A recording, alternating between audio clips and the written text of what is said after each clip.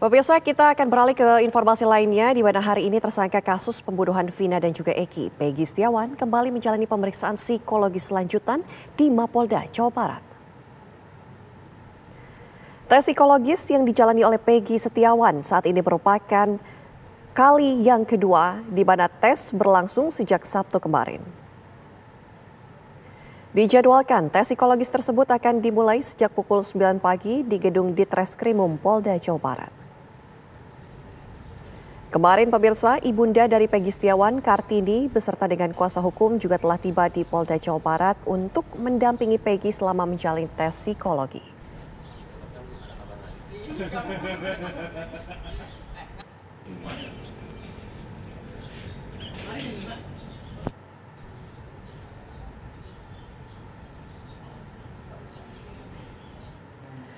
Bagaimana kemudian jalannya pemeriksaan psikologis lanjutan Peggy Setiawan, tersangka pembunuhan Vina dan Eki di Polda Jawa Barat? Kita akan tanyakan langsung kepada rekan kami, Kurnia Amal yang berada di Polda Jawa Barat. Selamat siang, Amal. Apakah pemeriksaan terhadap Peggy saat ini masih terus berlanjut? Ya, selamat siang Anatialita dan juga pemirsa TV One. Betul sekali, berdasarkan informasi yang kami dapatkan dari kuasa hukum Peggy Setiawan, bahwasannya untuk proses tes psikologi untuk tersangka Peggy Setiawan ini sudah dimulai sekitar pada pukul 10 pagi waktu Indonesia bagian Barat.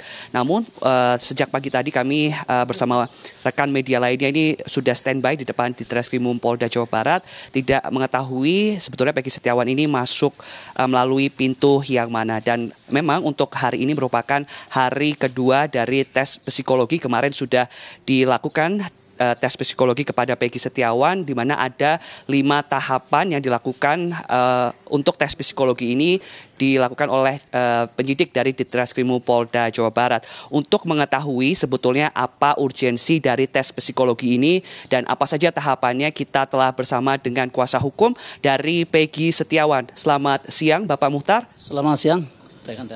Media. Ya, Bapak mungkin bisa dijelaskan apa sebetulnya urgensi dari tes psikologi ini, Pak?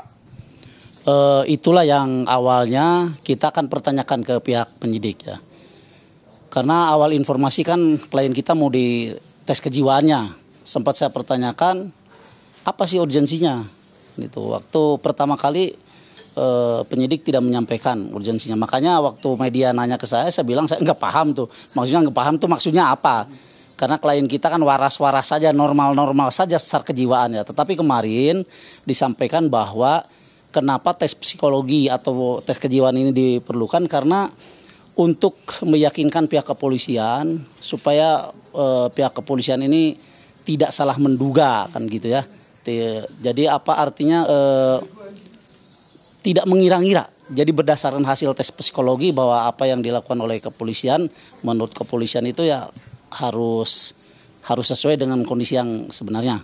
Jadi mungkin kalau dihubungkan dengan penyidikan kepolisian itu ada korelasinya atau bagaimana. Tapi walaupun begitu tetap pihak kami itu merasa heran dan masih tetap bertanya sebetulnya walaupun kemarin sudah disampaikan juga kan, karena tes kejiwaan itu seyogianya digunakan kepada orang-orang yang kalau dia membuat pernyataan itu tidak konsisten, ya pagi A, siang B, sore C kan begitu. Tapi ini kan klien kami konsisten dari awal pemeriksaan sampai hari kemarin, dan saya yakin juga hari ini juga tetap konsisten itu karena memang secara secara mental dan kejiwaan saya tidak melihat ada hal-hal yang di luar biasanya kan, tidak melihat hal-hal yang aneh begitu. Untuk tahapan tes psikologi ini apa saja yang dilakukan pemeriksaan oleh Peggy Setiawan ini, Pak? Baik, kemarin dari tim penguji atau dari tim psikolog ya, melakukan tes dengan berbagai macam pertanyaan, kemudian tulisan tangan dan menggambar. Nah, hari ini informasi dari tim juga bahwa ini menggunakan alat, sehingga nanti didapatkan hasil bahwa umur 18 tahun begitu ya, nanti bisa diketahui kebiasaannya seperti apa kan gitu. Kepribadiannya seperti apa umur 18 tahun. Makanya itulah jadi apa ya, ini mungkin prosedur yang harus dilaksanakan kepolisian. Walaupun sudah beberapa kali juga kita pertanyakan, ya kita ikuti sajalah. Apakah keluarga ini merasa keberatan dengan adanya tes psikologi ini, Pak? Oh jelas. Dari kemarin kita sampaikan keberatan, gitu. Dari kemarin sebetulnya kita sudah menyampaikan keberatan dan berulang kali kita menanyakan urgensinya apa. Nah, tapi jawaban dari polisi seperti yang tadi saya sampaikan, ya. Baik, terima kasih Pak Muhtar atas waktunya. Sama-sama. Ya pemirsa, itu tadi percakapan saya dengan kuasa hukum dari Peggy Setiawan di mana proses dari pemeriksaan tes psikologi di hari kedua ini masih berlangsung. Kemarin juga telah berlangsung di hari pertama, yakni ada sekitar 8 jam untuk pemeriksaannya, dan kemarin ini ada 3 psikolog yang memeriksa Peggy Setiawan untuk kemarin, dan nanti kita juga akan menunggu apa hasil dari tes psikologi yang dilakukan kepada Peggy Setiawan yang merupakan tersangka dari pembunuhan Vina dan juga Eki pada tahun 2016 yang lalu. Untuk sementara demikian, kembali ke Anda di studio. Baik, terima kasih laporan langsung Kurnia Amal dari Polda Jawa Barat. Pemirsa, misteri kasus pembunuhan Vina dan Eki ini terus mendapatkan sorotan dari masyarakat. Mantan Kabar Reskrim Polri mendorong penyidik untuk membandingkan kesaksian para saksi agar bisa mengetahui mana yang benar dan mana yang berbohong.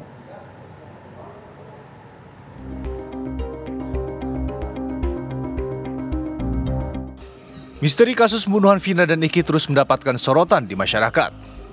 Kini, semua orang mempertanyakan fakta apa yang sebenarnya terjadi 8 tahun silam.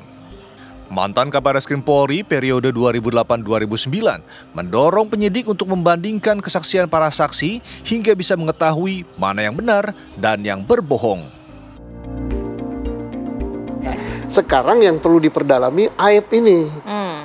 Nah, aib ini bercerita pada Rudiana apa? Jangan-jangan di sini ya Rudiana terpengaruh pemikiran aib. Nah, kalau terpengaruh pemikiran aib, ternyata aib ini bertentangan dengan si mandor, pasti ada yang bohong satu ini kan. Tidak mungkin dua-duanya Tapi yang satu dihadirkan di persidangan, yang satu tidak dihadirkan, Pak. Jadi mana yang dipegang sebenarnya? Ini harus dicari dulu mana yang benar apa yang tidak. Nah, kan sudah berbeda ini kan. Kalau ternyata yang benar mandor, si aib ini bohong, maka kesaksian palsu dari aib. Kemudian ini dapat juga berakibat terhadap 8 terhukum. Nah, berdampak ya? Ya, berdampak. Berdampak apa? Sebagaimana Pak Arianto katakan tadi, ibarat tim bola. Ini referee-nya atau wasitnya terpengaruh ini. Tidak ada terpengaruh apa namanya? Permainan game itu VAR tadi. Tidak, bukan keadaan yang sebenarnya. Ini panjang, ini tugasnya daripada advokat-advokat para terhukum.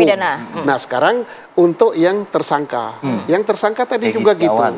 Insya Allah ini kan kalau memang itu hanya berdasarkan saksi, saksi ini bertentangan semua, tidak didukung oleh bukti kuat yang namanya scientific tadi, mau tak mau ini harus dikeluarkan. Anda mendorong ini?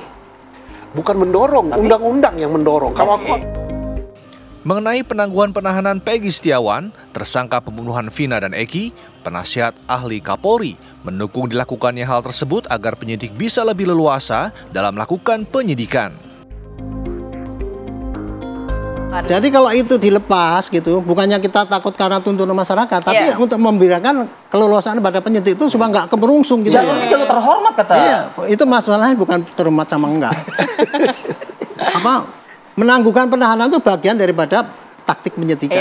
Gitu. Dan itu dibolehkan. Setelah penangguhan penahanan, lantas apa yang dilakukan pihak kepolisian? Karena polisi, kan pasti ada desakan publik, mana DPO sebenarnya dan lain sebagainya. Polisi menjaring semua saksi-saksi.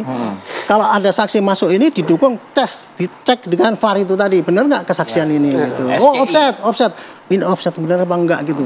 Hanya dengan itu ya kira-kira nanti bisa ending bahwa oh ini polisi memang betul-betul memang profesional. Pengusutan kasus pembunuhan Vina dan Eki terus dikebut oleh penyidik dengan dilakukannya tes psikologi terhadap tersangka Peggy Setiawan di Polda Jawa Barat.